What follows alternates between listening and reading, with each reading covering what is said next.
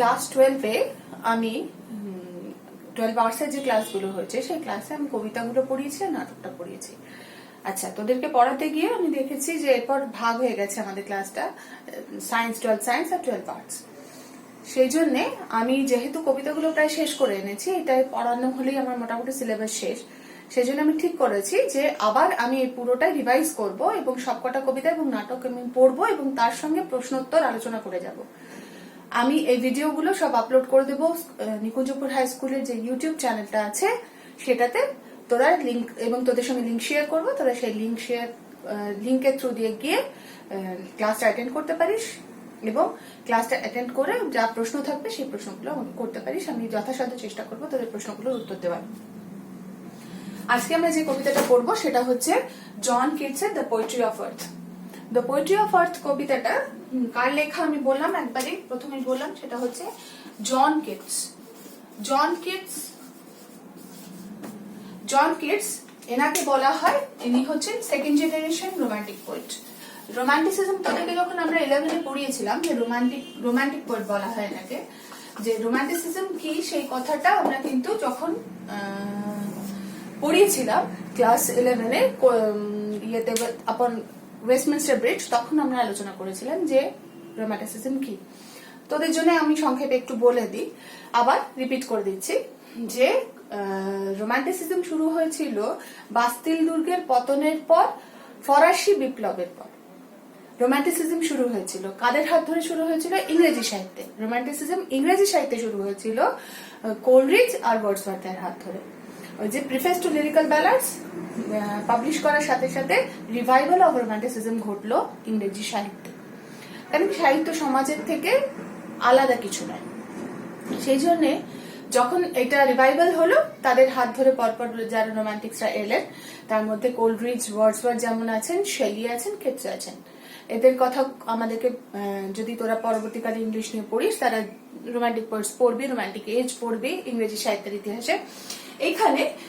এখানে রোমান্টিসিজম কি, রোমান্টিসিজম বিষয়টা কি সেটা বলে নি। সেটা হচ্ছে যে ফরাসি বিপ্লবের আদর্শে উদ্বুদ্ধ হয়ে অনেক বিদগ্ধ জনেরা অংশগ্রহণ করেছিলেন, কিন্তু যখন সেই ফরাসি বিপ্লব মারাত্মকভাবে রক্তক্ষয়ী হয়ে গেল, রক্তাক্ত হয়ে গেল, গিলোটিন আবিষ্কার হলো, মানুষের নির্বিচারে হত্যা হতে শুরু করলো, তখন তারা সবাই, সেই বিদগ্ধ জনেরাই ফরাসি বিপ্লব ছেড়ে দিয়ে, আদর্শ ছেড়ে দিয়ে তারা আশ্রয় খুঁজতে লাগলেন নিজেদের জন্য এবং একটা ইউটোপিয়ান একটা ওয়ার্ল্ড ক্রিয়েট করলেন। সেটা হতে ইউটোপিয়ান বলছি কারণ কি কাল্পনিক, যেটা হয়তো সম্ভব না, কিন্তু সেই ইউটোপিয়ান ওয়ার্ল্ডটা খোঁজার চেষ্টা করলেন যে ইজমটার মধ্যে, সেটা হচ্ছে romanticism.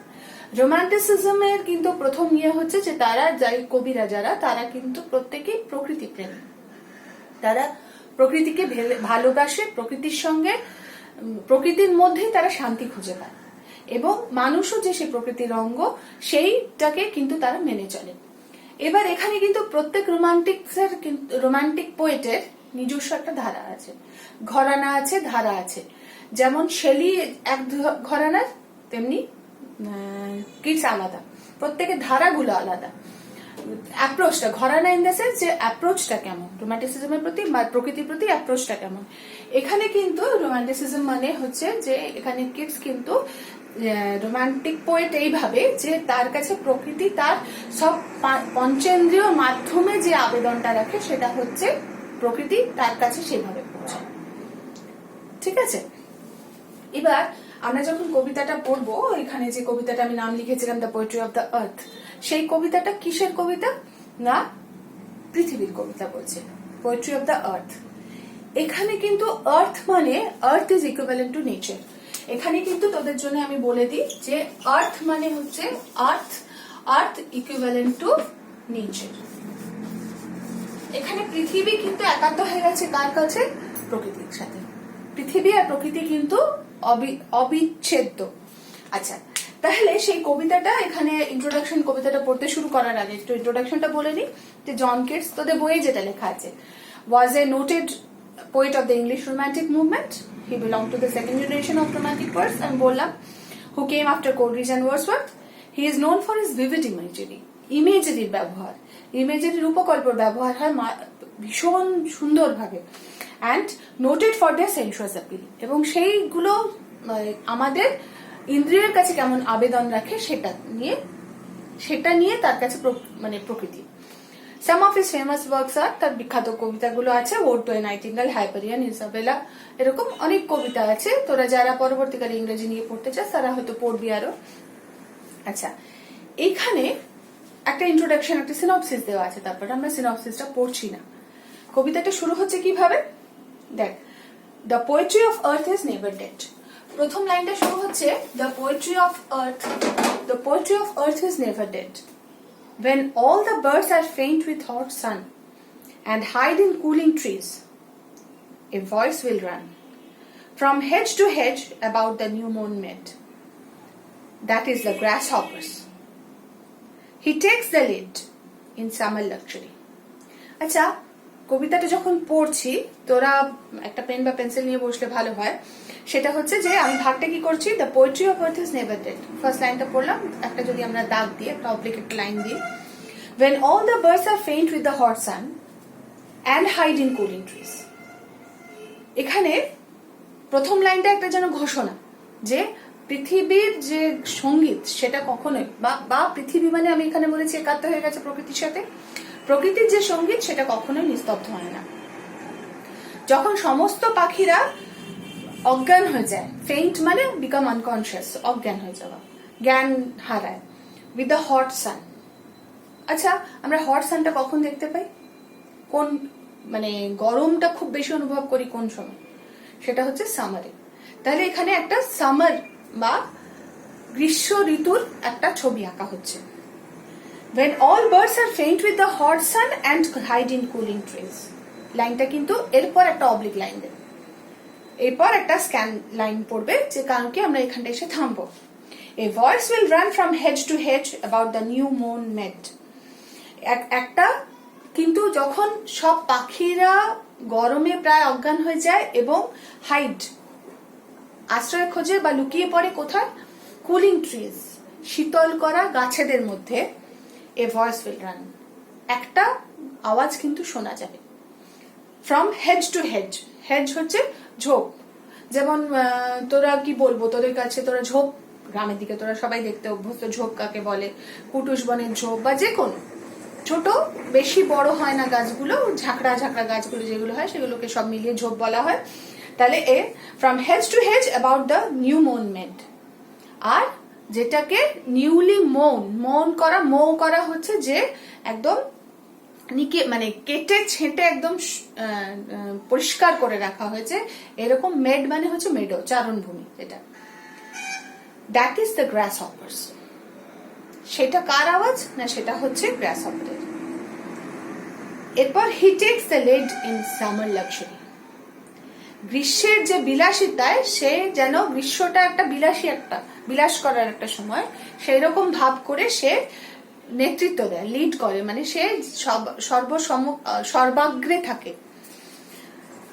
He has never done with his delights, এবং তার আনন্দটা করা কখনোই শেষ হয় না। For when tired out with fun, যখন ক্লান্ত হয়ে যায় আনন্দ করে, he rests at ease, ও বিশ্রাম করে আরামে, beneath some pleasant weed, কোনো উইড মানে এমনিতে আগাছা, কোনো একটা আরামদায়ক কোনো একটা ঝোপের মধ্যে গিয়ে আরাম করে। The poetry of earth is ceasing never, একটাই line, the poetry of earth is never dead, কখনো মৃত হয় না। আর এখানে হচ্ছে the poetry of earth is ceasing never, যে প্রকৃতির যে গান সেটা কখনো থেমে যায় না। আচ্ছা, কে লেট নিয়েছিল গ্রীষ্মকালের সময়, গ্রাসহপার। On a loan winter evening, একটা নিঃসঙ্গ শীতের সন্ধে, when the frost has wrought a silence, from the stove there shrills the cricket song. দেখ লাইনটা কি, on a loan winter evening, একটা শীতের নিঃসঙ্গ সন্ধে, when the frost has wrought a silence, যেখানে ফ্রস্ট মানে তুষার বা ঠান্ডায় তুষার যে পড়ছে, সেই তুষার যেটা চারিদিকে একটা নিস্তব্ধতা নিয়ে এসেছে। রট মানে তোদের দেওয়া আছে মেড, চতুর্দিকটাকে নিস্তব্ধ করে দিয়েছে।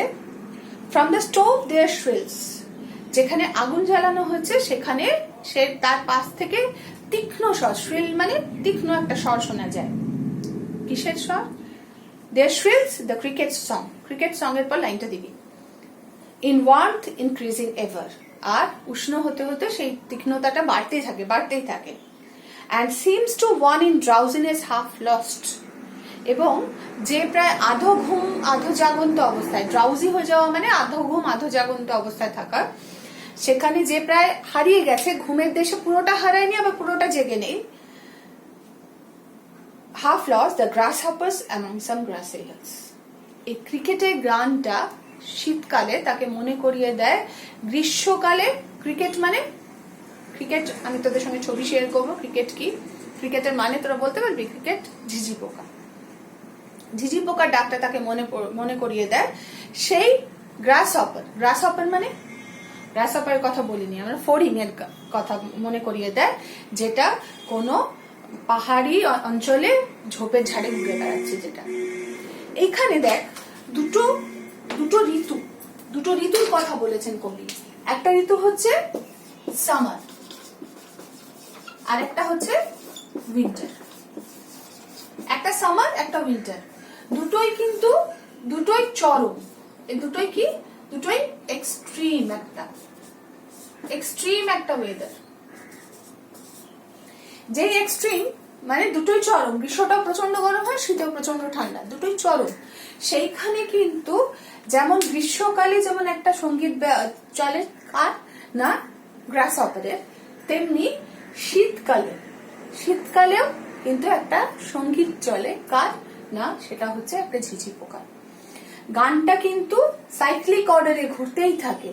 সেই জন্য এখানে একদম সদম্ভ ঘোষণা করেছেন, the poetry of earth is ceasing never. Poetry of আর্থ কোনোদিনই থেমে যাবে না, কখনো থেমে যাবে না। কেন থেমে যাবে না? কারণ কি, সেটার বাহক কেউ না কেউ থাকবে। গ্রীষ্মকালে যেমন গ্রাসহপার, তেমনি শীতকালে তেমনি ক্রিকেট ঝিঝি পোকা। যেমন ফড়িংয়ে যেমন সেই ডাকটাকে বয়ে নিয়ে যাবে, তেমনি এখানে ইয়েও কিন্তু নিয়ে যাবে ক্রিকেট ঝিঝি পোকা, এবং দুটো সঙ্গীতই মিলেমিশে যেন এক হয়ে যাবে। এই ধারণাটা কবি এখানে আপাত দৃষ্টিতে লিটারালি দিয়েছেন। লিটারালি মানে আমরা যদি কবিতাটা পড়ি তাহলে সেটা যতটুকু যেটা আমাদের মনে হবে আপাত দৃষ্টিতে, এর অন্তর্নিহিত যে মানেটা আমি নেক্সট ভিডিওতে শেয়ার করব। Thank you.